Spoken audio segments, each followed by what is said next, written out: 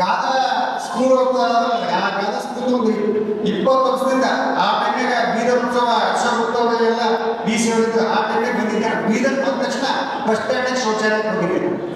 ಹೋಗಿ ಒಳಗೆ ಬಂದ ತಕ್ಷಣ 5 ರೂಪಾಯಿ ಅವನಿಗೆ 10 ರೂಪಾಯಿ ಅವನ ಹತ್ರ ಚಿಲ್ಲರೆ ಅವಾಗ ಇನ್ನೊಂದು ಸಲ ಬಂದ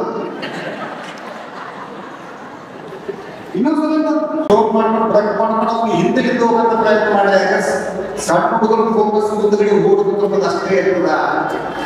ಅಚಾನಕ್ಕಾಗಿ ವಯಸ್ಸಾದ ಬಂದ್ರೆ ಕೊಡ್ರಿ ಸ್ಲೋ ಮಾಡ್ಕೊಂಡು ಬ್ರೇಕ್ ಮಾಡ್ಕೊಂಡು ಮುಂದಲಿಂದ ಹೋಗಂತ ಪ್ರಯತ್ನ ಮಾಡಿದೆ. ಯಾಕಂದ್ರೆ ವಯಸ್ಸಾದ ಭಯ ಪಡ್ಕೊಂಡು ವಾಪಸ್ ಹೋಗುವಂತ ಸಂದರ್ಭ ಜಾಸ್ತಿ. ಅಚಾನಕ್ಕಾಗಿ ಯೂತ್ ಬಂದ್ರೆ ಕೊಡ್ರಿ ನೀವು ಗಾಡಿ ಸ್ಲೋ ಮಾಡಿ ಅವ ಯಾಕೆ ನೋಡಿ ಹೋಗ್ಬಿಡ್ತಾವ. ಹೆಣ್ಮಕ್ಳು ಬಂದ್ರೆ ತಿಳ್ಕೊಡ್ರಿ ಬ್ರೇಕ್ ಕೊಡೋ ಸ್ಟಾಪ್ ಮಾಡಿರ್ತೀವಿ.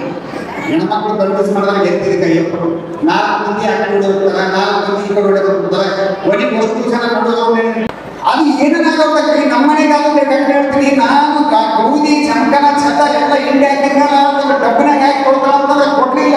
ನಾನು ಕೊಳ್ಳಿಗಾಗಿ ಹೋಗಿ ಮಾಡಿ ಮೇಲೆ ಹಾಕಿ ಹೋಗ್ಬೇಕು. ನನಗೆ ಹೋಗ ಬಂದಾಗ ಶಕ್ತಿ ಸಾಲ ಅಂತ ತಪ್ಪು ಅಂತ ಹೇಳ್ತಿದ್ದೆ. ಓಡ್ಕೊಂಡು ಬಂದು ನನಗೆ ಅನಿಸ್ಲಿಲ್ಲ, ಗೌದಿ ತಗೊಂಡಾಗ ನನಗೆ ಅನಿಸ್ಲಿಲ್ಲ. ಎಲ್ಲಿ ಮಾತಾಡ್ಸಂತ ಈ ತರದ ಘಟನೆಗಳು ನಮ್ಮ ದೈನಂದಿನ ಜೀವನದಲ್ಲಿ ಇರ್ತವೆ. ಬಂದ್ರೆ ಕೆಲವೊಂದು ಸೌಂಡ್ ಕೇಳಕ್ಕಿರ್ತವ, ಕೆಲವೊಂದು ಸೌಂಡ್ ಕೇಳಂಗಿಲ್ಲ. ಹೀಗಾಗಿ ಕೆಲವೊಂದು ಸಲ ಗೊತ್ತಾಗಂಗಿಲ್ಲ.